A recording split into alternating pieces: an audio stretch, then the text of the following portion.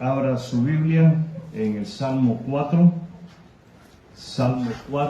y le invito a que hagamos lectura de la palabra del Señor. Vamos al Salmo 4 y estaremos haciendo lectura de los versículos 1 hasta el versículo 8. Leo de la palabra de Dios. Respóndeme cuando clamo a ti, oh Dios, tú que me declaras inocente. Líbrame de mis problemas, ten misericordia de mí y escucha mi oración. ¿Hasta cuándo, señores, arruinarán mi reputación? ¿Hasta cuándo harán acusaciones infundadas contra mí? ¿Hasta cuándo seguirán con sus mentiras? De algo pueden estar seguros: el Señor ha separado para sí a los justos. El Señor me responderá cuando lo llame. No pequen al dejar que el enojo los controle. Reflexionen durante la noche y quédense en silencio.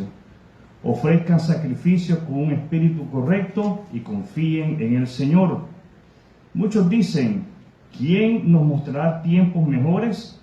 Haz que tu rostro nos sonría, oh Señor. Me has dado más alegría que los que tienen cosechas abundantes de grano y de vino nuevo. En paz me acostaré y dormiré, porque solo tú, oh Señor, me mantendrás salvo.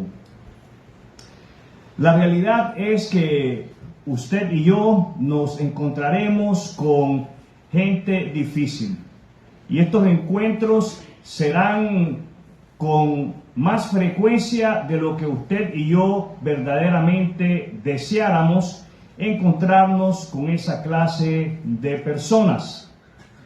Cada uno de nosotros necesita aprender cómo hacerle frente a esa clase de personas, y necesitamos aprender cómo manejar las situaciones creadas por esas personas.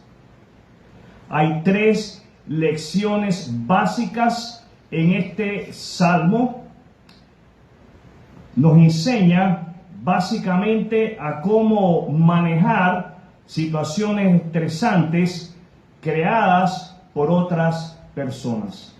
Lo primero que este salmo nos enseña es sobre la importancia de invocar al Señor. Esa es la primera lección, la importancia de invocar al Señor. ¿Cuál es la primera lección?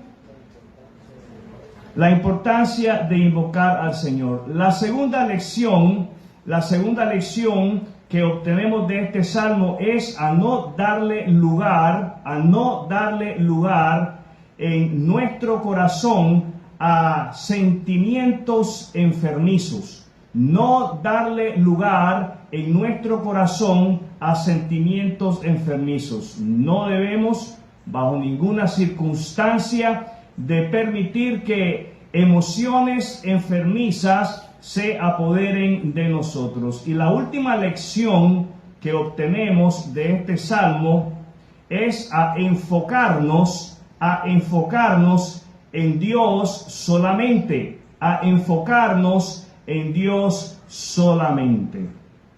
El título de lo que voy a compartir con cada uno de ustedes en esta tarde es: El Señor nos mantiene a salvo. El Señor nos mantiene a salvo. Ese es el título. El Señor nos mantiene a salvo. Diga conmigo: el Señor me mantiene a salvo. En cualquier momento que usted experimente una situación difícil, lo que debemos de hacer, lo que usted debe de hacer en ese momento de experimentar una situación difícil, es lo que leíamos en los versículos 1 y 2. Fíjese bien lo que hace el salmista: respóndeme cuando clamo a ti. El salmista David, en medio de un momento difícil en su vida, se cree que este salmo es parte del salmo número 3, un salmo que David escribe en un momento en el cual él está sufriendo, él está experimentando persecución por parte de su hijo Absalón. Y lo primero que David hace en este momento difícil de su vida es clamar al Señor. ¿Qué es lo primero que Él hace? Clamar al Señor. Usted y yo, cuando estamos experimentando una situación difícil, una situación contraria, creada por otras personas, lo primero que debemos de hacer es invocar el nombre del Señor. Usted y yo tenemos que pausar para hablar con el Señor. Es extremadamente urgente que no dudemos, escúcheme bien, que no dudemos a invocar el nombre del Señor en el momento de dificultad. Muchas veces cometemos el error y dudamos en hablar con Él de la situación por la cual estamos atravesando. Podemos observar a la luz de los versículos 1 y 2 que David tenía la confianza, él tenía la seguridad de que el Señor le respondería. ¿Cuál era la confianza que David tenía? Que el Señor le respondería. Usted y yo debemos de vivir con la misma confianza. Usted y yo debemos de vivir con la misma seguridad. Cuando usted y yo clamemos al Señor, debemos de estar plenamente convencidos de que Él responderá a nuestro llamado. Puede ser de que Él se tome su tiempo, pero si hay algo de lo que usted y yo debemos estar plenamente convencidos es de que Él va a responder. ¿Qué es lo que Él va a hacer?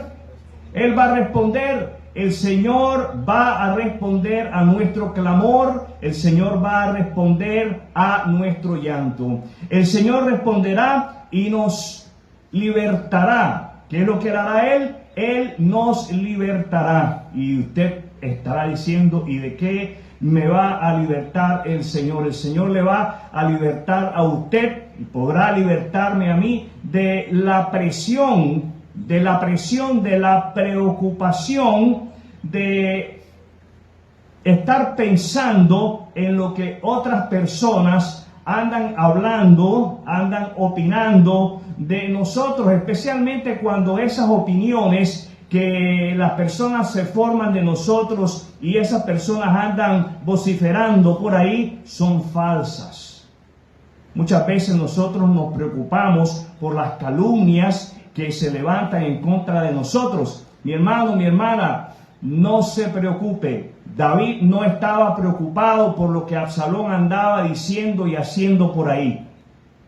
David lo que sí supo hacer fue invocar el nombre de Dios, y usted y yo de la misma manera debemos de invocar el nombre de Dios. ¿Qué debemos de hacer? Invocar el nombre de Dios. ¿Qué debemos de hacer? Invocar el nombre de Dios. Va a ser el Señor quien nos va a mostrar, quien nos va a conceder su misericordia. ¿Qué nos va a conceder? Su misericordia. Dios va a hacer justicia. Él va a ser justo a pesar de que usted y yo no lo merezcamos. Pero es por gracia y es por misericordia que usted y yo somos hijos de Dios a través de la fe en nuestro Señor Jesucristo. Y Dios se ocupa de sus hijos. ¿Qué hace Dios? Se ocupa de sus hijos. La segunda lección que tenemos delante de nosotros en los versículos 3 y 4 es no permita que sentimientos enfermizos tomen el control de su vida. No permita que sentimientos enfermizos tomen el control de su vida. No le dé lugar en sus pensamientos a sentimientos enfermizos. ¿Qué son sentimientos enfermizos? La amargura, el rencor, la envidia, los celos, la falta de perdón. Esos son algunos de los sentimientos enfermizos que querrán apoderarse de nosotros. El sentido de venganza, querer desquitarnos, querer que nos la paguen con la mayor prontitud posible. Como alguien que está consagrado al servicio de Cristo. ¿Cuántos aquí están consagrados al servicio de Cristo? Los oigo. como alguien que está consagrado al servicio de Cristo, usted debe de tener la confianza, de tener la seguridad puesta en Él, de que Él va a contestarle a usted cuando usted clame a Él desde lo más profundo del corazón. Clame al Señor. Clame al Señor desde lo más profundo de su ser. Ahora, fíjense bien, una lección importante, y es la última lección que obtenemos de este salmo en los versículos 5 al 8, es la importancia de enfocarnos en Dios solamente. Enfocarnos en Dios solamente. ¿En quién nos debemos de enfocar? ¿En quién nos debemos de enfocar? En Dios solamente. Corremos el riesgo de estar enfocados en Dios, pero también estar enfocados en el problema. Corremos el riesgo de estar enfocados en Dios, pero también estar enfocados en lo que la gente anda diciendo de nosotros. Corremos el riesgo de estar enfocados en Dios y de también enfocarnos en la persona que nos está causando problemas. Fíjense bien, si hay algo que usted y yo debemos aprender de David es a enfocarnos en la gracia de Dios, en la misericordia de Dios, en la bondad de Dios, en la justicia de Dios. Eso es lo que usted y yo debemos de hacer. Versículo 7. Me has dado más alegría que los que tienen cosechas abundantes de grano y de vino nuevo. Me has dado más alegría. David sabía enfocarse en aquel que podía producir gozo en su vida. David se enfocaba en aquel que él sabía que le iba a sostener, que le iba a motivar a continuar dando pasos hacia adelante y no dando pasos hacia atrás. Enfóquese, mi hermano, mi hermana, en Dios solamente. Ahí es donde usted debe de poner su mirada. Ahí es donde usted debe de poner sus pensamientos. En Dios solamente. Enfóquese en Dios. Piense en Dios. Medite en Dios. ¿Y qué cosa debemos de pensar en relación a Dios? Piense en lo que Él le ha dado a usted a través de su fe en Jesucristo. Piense en lo que Dios le ha dado a usted de una manera personal, de una manera individual, a través de su fe en Cristo. Hacerlo, mi querido hermano y hermana, le va a ayudar a lo siguiente. Primero, le va a ayudar a servir al Señor con la actitud correcta. Le va a ayudar a mantener su compromiso de servicio en la iglesia local y fuera de la iglesia local, porque el cristiano está llamado a servirle al Señor dentro y fuera del cuerpo de Cristo. Nuestro servicio no se limita a este lugar, y solamente si usted mantiene su vista, su mirada puesta en la gracia de Dios, en la misericordia de Dios, usted va a poder servirle a Él de la manera correcta, con la actitud correcta. Enfocarse solamente en Dios le va a ayudar a usted, a vivir consciente. ¿Vivir de qué manera? Consciente. ¿Vivir de qué manera? Consciente. Enfocarse solamente en Dios le va a ayudar, mi querido hermano, mi querida hermana, a vivir consciente de que la experiencia por la cual usted está atravesando, por más difícil que ella a usted le parezca, es un momento enseñable. ¿Qué clase de momento es? Enseñable. Ese momento trae lecciones. ¿Qué trae ese momento? Lecciones. Es importante, mis hermanos y mis hermanas, que nosotros aprovechemos las lecciones que traen las desavenencias de la vida, los momentos amargos de la vida, ¿Para qué? Para no cometer los mismos errores. No hay razón, mis hermanos, cuando usted y yo vivimos alertas, vivimos conscientes, vivimos con esta mentalidad de que ese momento en el cual estamos viviendo es el mejor momento de nuestra vida, un momento enseñable. No hay momento para esperar por un día mejor, por un mañana mejor. No hay momento para decir lo mejor está por venir. No, mis hermanos. Lo mejor que usted y yo tenemos, lo vivimos hoy. Lo vivimos hoy en Cristo, si estamos en Cristo. Eso es absolutamente lo mejor. Y enfocarnos en Dios y solamente en Dios le va a ayudar a usted y a mí, aunque algunos de nosotros no tenemos problema con esto, a dormir mejor. Usted y yo seremos capaces de descansar como nadie más puede descansar. Fíjense bien lo que leemos ahí en el versículo 8. Este versículo usualmente se lo enseñan a los niñitos, en las escuelas dominicales. Mis hijas lo aprendieron desde pequeña. En paz me acostaré y dormiré, porque solo tú, oh Señor, me mantendrás a salvo. Miren, solamente una persona que confía en el Señor, que descansa en el Señor, puede expresarse de esa manera, puede escribir de esta manera. Puede usted decir que está descansando en Dios a través de su fe en Jesucristo.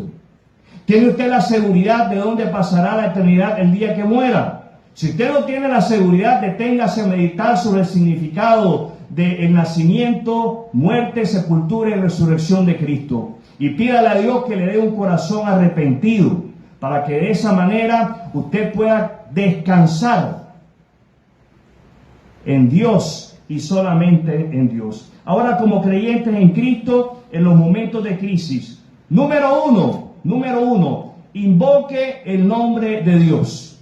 Jóvenes, cuando ustedes les parezca que sus padres están siendo injustos con ustedes, que no los están tratando bien en el hogar, antes de pensar en salirse de la casa, cuando cumpla 18 me voy a ir de la casa, antes de pensar en salirse de la casa, invoque al Señor, pídale al Señor la dirección para su vida, joven.